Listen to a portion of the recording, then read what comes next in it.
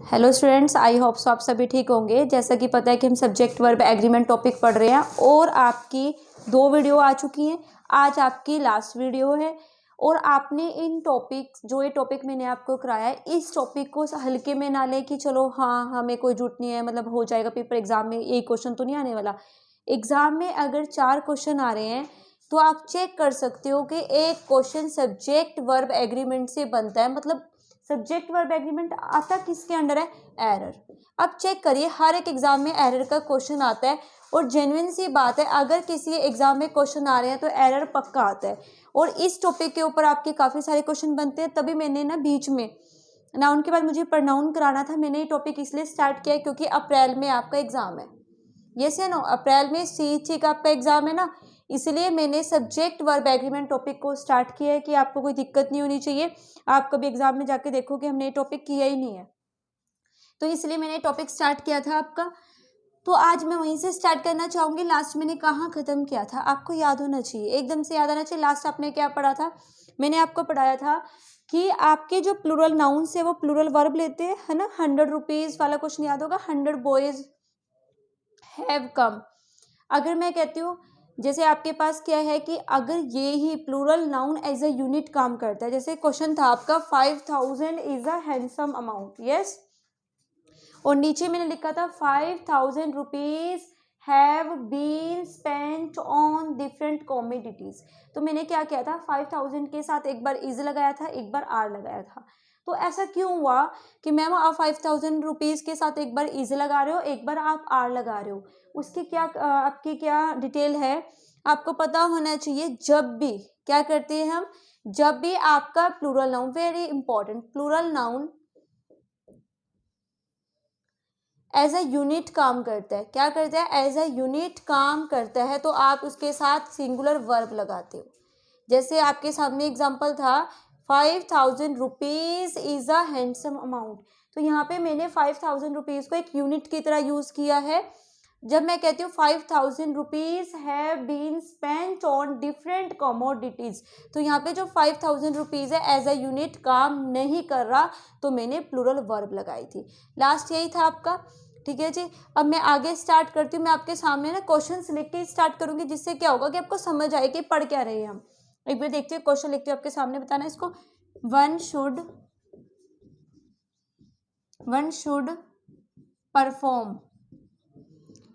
Should perform his duty. बताइए, ठीक है?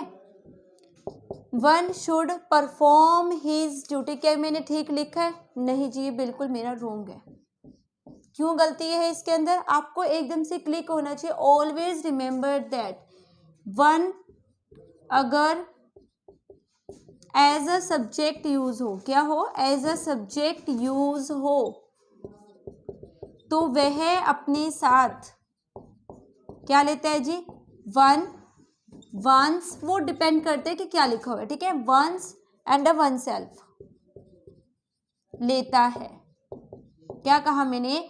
अगर कहीं भी आपको one as a subject use दिखाई दे तो आपने क्या करना है, यहाँ पे हिज नहीं लगाना है ना। तो यहाँ पे आप और क्या क्या नहीं लगाना है, यहाँ पे लिख देते हैं नहीं लगाना है। क्या नहीं लगाना है जी आपने?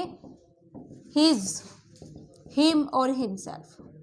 कहने का मतलब है वो अपनी ही फैमिली को लेगा, वन सेल्फ लेगा, यहाँ पे हिज नहीं होगा। One should perform once duty, सबको क्या करना चाहिए? अपनी ड्यूटी को परफॉर्म करना चाहिए। यहाँ पे वंस ड्यूटी होगा, ना कि हिज होगा। यहाँ पे क्लियर और नॉट, डेफिनेटली क्लियर होगा। क्या समझा रही हूँ मैं आपको?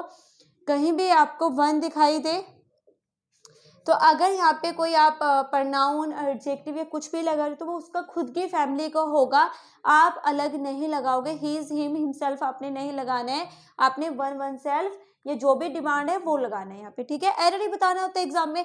कभी ऐसा तो होता नहीं है कि एग्जामिनर कहेगा इसको ठीक भी करके दीजिए। जस्ट आप बता दीजिए कि यहाँ पे गलती है, यहाँ पे हिज या हिम, हिमसेल्फ नहीं होगा, यहाँ पे वन की ही फैमिली आएगी। क्लियर? डेफिनेटली क्लियर होगा। एक क्वेश्चन और देखते हैं, देखिए ध्यान से, इसको लिख लीजिए, वेरी वेरी इंपॉर्टेंट। एक क्वेश्चन और देखते हैं। If I say, if I was a bird, if I was a bird, क्या ये ठीक लिखा है मैंने?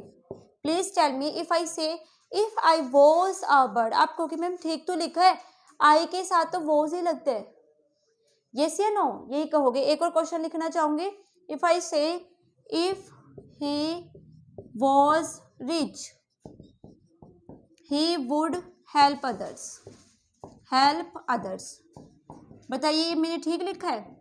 If I say if he was rich he would help others, क्या ये मैंने ठीक लिखा है? ये भी मैंने ही के साथ वॉज लिखा है, कहोगे मैम ठीक है। ये भी गलत है जी आपका, और ये भी आपका गलत है, दोनों आपके गलत लिखे हुए। आप कहोगे मैम ही के साथ तो वॉज ही आता है, और क्या लगाओगे आप? आई के साथ भी तो वॉज ही आता है। नहीं स्टूडेंट्स, यहाँ पे ग्रामेटिकल रॉन्ग है। क्या रॉन्ग है देख लीजिए, इफ एंड इफ। इफ आपका किसको शो करता है? इमेजिनेशन को। क्या कहा? इफ आपका किसको शो करता है? इमेजिनेशन को शो करता है जी। अब यहाँ पे इफ लगा हुआ है तो ये किसको शो कर रहा है? इमेजिनेशन को, इमेजिनेशन को। ऑलवेज रिमेंबर दैट अगर कहीं भी आपके इमेजिनेशन की बात की जाए तो हर एक सब्जेक्ट, क्या कहा? हर एक सब्जेक्ट, अगर यहाँ पे जैसे मैंने एग्जांपल इसलिए मैंने ही का भी लिया है, ही होगा, शी होगा, अगर सिंगुलर है तब भी आपने क्या लगाना है? वर ही लगाना है, आप वॉज नहीं लगाओगे। तो सिंपल इसकी यहाँ पे क्या होना चाहिए? If he I were a bird, यदि मैं एक पक्षी होता। इफ ही वॉज रिच नहीं, if he were rich, not was नहीं होगा, वर होगा यहाँ पे। आपको क्या कहा मैंने? अगर कोई भी सेंटेंस इमेजिनेशन हो, इमेजिनेशन हो, इमेजिनेशन है ना, इमेजिनेशन हो, तो हमेशा हर एक सब्जेक्ट के साथ, मतलब यहाँ पे कुछ भी होता, शी हो तो तब भी मैं वर ही लगाती, आई है तब भी मैं वर लगाऊंगी, अगर कोई सिंगुलर नाउन लिखा है तब भी मैं यहाँ पे वर ही लगाऊंगी। तो हमेशा हर एक सब्जेक्ट के साथ वर लगता है। क्या कहा मैंने? के साथ वर लगता है। मैंने यहाँ पे इसीलिए ये नहीं लिखा कि अगर कोई सेंटेंस इफ से स्टार्ट हो, क्योंकि मैं आपको रटवाना नहीं चाहती, क्योंकि आपको पता है सपोज ये भी तो आपका इमेजिनेशन को शो करता है ना, ठीक है। तो आपके काफी सारे वर्ड्स होते हैं, एज सून एज, यस या नो, तो ये सारे वर्ड्स के आपके इमेजिनेशन को शो करते हैं। तो आप इफ का ना रटिए, आप सिंपल रटिए कि अगर कोई भी सेंटेंस इमेजिनेशन को शो करता है तो मैंने क्या करना है? हर एक सब्जेक्ट के साथ क्या लगाना है? वर लगाना है, वॉज नहीं लगाना है। क्लियर और नोट? डेफिनेटली क्लियर होगा, कोई दिक्कत नहीं आनी चाहिए। नेक्स्ट स्टार्ट करती है। एक क्वेश्चन और देख लीजिए ध्यान से, वेरी वेरी इंपॉर्टेंट। मैं दोनों क्वेश्चन है एक साथ ही लिखना चाहूंगी, देखिए ध्यान से। इफ आई से अ number of students was present कर लीजिए, was present, a number of students was present। if I say the number of students was present, मुझे बताइए क्या मैंने दोनों ठीक लिखे हैं या गलत लिखे हैं? मैंने क्या लिखा? आप टॉपिक क्या पढ़ रहे हो? सब्जेक्ट वर्ब एग्रीमेंट आपने चेक करना है कि यहाँ पे वर्ब ठीक लगी है या नहीं लगी है। मैंने क्या कहा? A number of students was present. आप कहोगे मैम स्टूडेंट्स हैं, मैम यहाँ वॉज कैसे लगा सकते हो? यस या नो, यही क्वेश्चन आएगा ना माइंड में, यस। आप कहोगे मैम यहाँ पे भी द नंबर ऑफ स्टूडेंट्स करिए, मैंने स्टूडेंट लिख दिया, the number of students. Ma'am यहाँ पे स्टूडेंट है, वॉज कैसे लगा दिया? यस या नो, यही आ रहा है दिमाग में, बट ऐसा कुछ नहीं है, रट लीजिए क्या होता है। इसकी एक्सप्लेनेशन देती हूँ, पहले फर्स्ट वाले की explanation. A number of, a great number of भी कई बार एग्जामिनर देता है, अ ग्रेट नंबर ऑफ, कहने का मतलब क्या है? ए देख लीजिए जस्ट, है ना। अगर मैं कहीं भी बात करती हूँ अ नंबर ऑफ, ठीक है जी, अ ग्रेट नंबर ऑफ, तो ये अपने साथ प्लूरल वर्ब लेते हैं। क्या कहा मैंने? ये अपने साथ प्लूरल वर्ब लेते हैं। इसको रट लीजिए, फॉर्मेशन को भी लिखती हूँ शॉर्ट में, बट नीचे आ जाइए। अगर द नंबर ऑफ हो तो ये अपने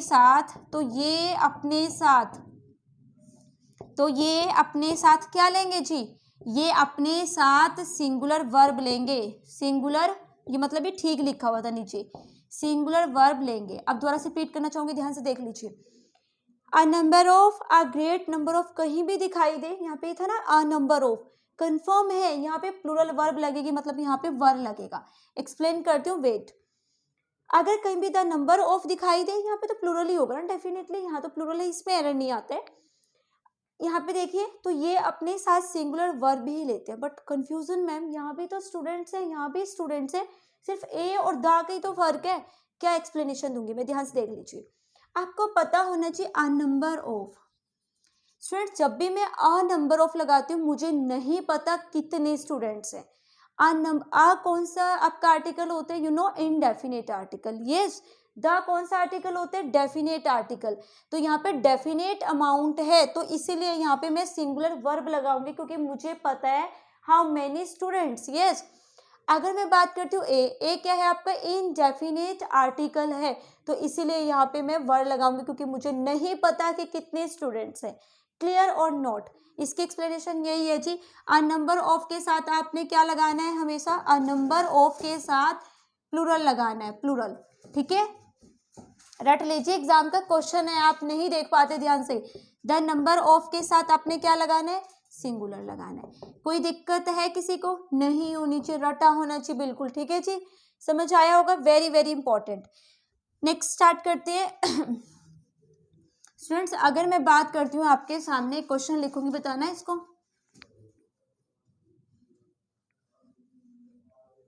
इफ आई से all is well at home, मैंने क्या कहा, all is well at home. एक क्वेश्चन और लिखती हूँ, all is well that ends well. क्या लिखा मैंने, all is well that ends well. बताइए इसमें दोनों ठीक लिखे या गलत है। यहाँ पे मैंने क्या, ध्यान से देखिए, मैंने क्या कहा, all is well at home, all is well that ends well. कोई गलती है दोनों सेंटेंस में, डेफिनेटली स्टूडेंट्स गलती है। क्या गलती है, ध्यान से देख लीजिए। ऑल के साथ भी मैंने इज लगाया, ऑल के साथ भी मैंने इज लगाया। अब आप किस बेस पे बताओगे कि कहाँ पे प्लूरल आएगा और कहाँ पे सिंगुलर आएगा, नहीं पता। तो यहाँ पे मैं क्या समझाना चाहती हूँ, नीचे वाला बिल्कुल ठीक लिखा है, all is well that ends well, तो बोला भी चाहता है, ये बिल्कुल ठीक लिखा हुआ है। All is well at home बिल्कुल गलत है, यहाँ पे होगा all are well at home. अब आप कहोगे मैम कैसे कैसे किया आपने, ध्यान से देखिए। ऑल के साथ मैं यहाँ कोई बुक नहीं छाप रही, ठीक है, कि मैं पूरा हिंदी मतलब इंग्लिश में लिखूं, या मैं अपना इमेज आपके आगे बनाना चाहती हूँ कि मुझे आता है, नहीं। सिर्फ मैं आपको short and crisp note, you know about crisp note, कि जब आप इतना पढ़ने के बाद थोड़ा सा कंटेंट पढ़ते हो, ये वही नोट्स हैं कि आप उनको याद कर लीजिए। ध्यान से देखिए मैं क्या कह रही हूँ, ऑल के साथ सिंगुलर वर्ब भी लगेगी। क्या कहा मैंने, सिंगुलर वर्ब भी लगेगी। और ऑल के साथ मैंने यही किया ना, ऑल के साथ प्लूरल वर्ब भी लगेगी। क्या कहा मैंने, ऑल के साथ सिंगुलर वर्ब भी लगेगी। लगाइए मैंने, ऑल इज या एंड ऑल के साथ प्लूरल वर्ब भी लगेगी, बट मैम कब लगेगी वो बताइए। अगर काउंटेबल नाउन्स है, क्या कहा मैंने, अगर काउंटेबल नाउन्स है तो क्या लगेगी, आई एम सॉरी सिंगुलर कहाँ लगती है, अगर अनकाउंटेबल नाउन्स है। यस, अगर प्लूरल वर्ब लगेगी अगर काउंटेबल नाउन्स है, अगर काउंटेबल नाउन्स है। अब कोई भी स्टूडेंट ये ना पूछ ले कि मैम व्हाट इज काउंटेबल और व्हाट इज अनकाउंटेबल। काउंटेबल क्या होता है, you can count them in numbers, और uncountable you can't count them in numbers. It means उनको आप केजी या समथिंग कम या ज्यादा में आप उनको नाप सकते हो। ठीक है, अब यहाँ पे कहा ना all are well at home, यहाँ पे किसकी बात हुई है, इंसानों की बात हुई है कि जो उस घर पर है सभी ठीक है। तो ये किसकी बात हुई थी, काउंटेबल की, तो मैंने आर लगाया। जब मैंने कहा all is well that ends well, जो भी चीज मतलब स्टार्टिंग में एंड होती है सब कुछ एंड तक भी ठीक है आपके, ठीक है, अंत भला तो सब भला, ये वही सीन है ना। Yes, all is well that ends well. अब देख लीजिए ये आपका अनकाउंटेबल था, इन्होंने इज लगाया। कहने का मतलब क्या है, सेम हेयर कलेक्टिव नाउन पे आ जाइए। कलेक्टिव नाउन में क्या था, याद करिए, कलेक्टिव नाउन अपने साथ सिंगुलर वर्ब भी लेते हैं और कलेक्टिव नाउन अपने साथ प्लूरल वर्ब भी लेते हैं। कलेक्टिव नाउन अगर एज अ यूनिट काम करते हैं सिंगुलर वर्ब लेते हैं, अगर एज अ डिवीजन या पार्टीशन या ग्रुप की तरह मतलब पार्टीशन की बात करते हैं तो क्या लेते हैं, प्लूरल वर्ब लेते हैं। सेम हेयर, यहाँ भी यही सीन आ गया, ऑल अपने साथ सिंगुलर भी लेते हैं, प्लूरल भी लेता है। सिंगुलर कब लेते हैं, जब ये किसकी बात कर रहा है, अनकाउंटेबल की बात कर रहा है। और ये अपने साथ प्लूरल वर्ब कब लेते हैं, जब ये काउंटेबल्स की बात करते हैं। कोई दिक्कत है, रटा होना चाहिए, ठीक है जी, समझ आया होगा। एक क्वेश्चन और लिखती हूँ, इसका आंसर करोगे।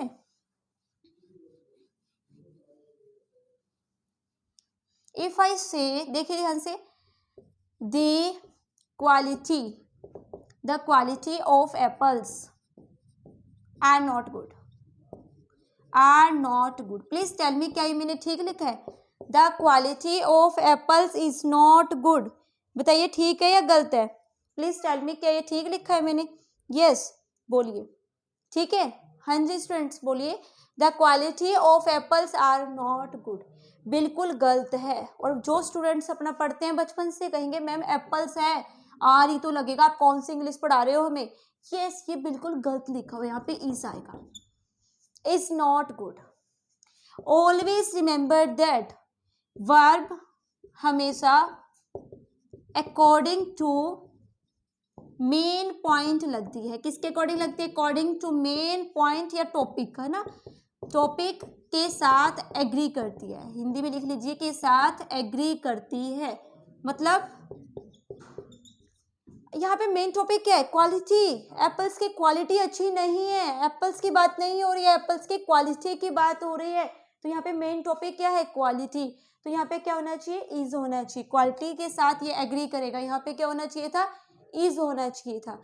कोई दिक्कत है, जब भी वर्ब लगेगी किसके अकॉर्डिंग लगेगी, हर बार नियरेस्ट के अकॉर्डिंग नहीं लगती है, वो तो कुछ वर्ड्स हैं, याद करो, आइदर और, नाइदर नॉर, और nor, not only but also, जब इनसे कनेक्ट करती हूँ तो किसके अकॉर्डिंग लगती है, नियरेस्ट के अकॉर्डिंग लगती है, ठीक है जी। और फर्स्ट के अकॉर्डिंग कब लगती है, जब आपके पास as well as, along with, together with, except, besides ये वर्ड्स होते हैं, तो किसके अकॉर्डिंग लगती है, आपकी फर्स्ट के अकॉर्डिंग लगती है, याद हो गया होगी अब तक तो, ठीक है जी।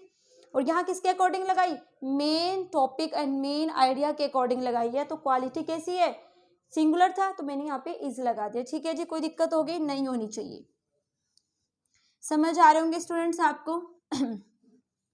आपके पास अभी सब्जेक्ट वर्ब एग्रीमेंट के अंदर कुछ वो वर्ड्स आपको कराए होंगे, जब आपने नाउन टॉपिक पढ़ा होगा जिसमें सीजर्स, यस आपके कुछ वर्ड्स थे, फर्नीचर याद होगा, तो इनके अकॉर्डिंग वर्ब्स लगती है, वो मैं यहाँ रिपीट नहीं करूंगी, आपके 5 रूल्स वो भी सब्जेक्ट वर्ब एग्रीमेंट के अंदर ही आते हैं, आपने वहां से उनको रिपीट करना है, मैं यहाँ पे रिपीट नहीं करूंगी, ठीक है जी। आपका सब्जेक्ट वर्ब एग्रीमेंट के टॉपिक्स में जितने भी मैंने रूल्स कराए मोस्ट इंपॉर्टेंट थे, ठीक है जी, आपको ये रटे होने चाहिए।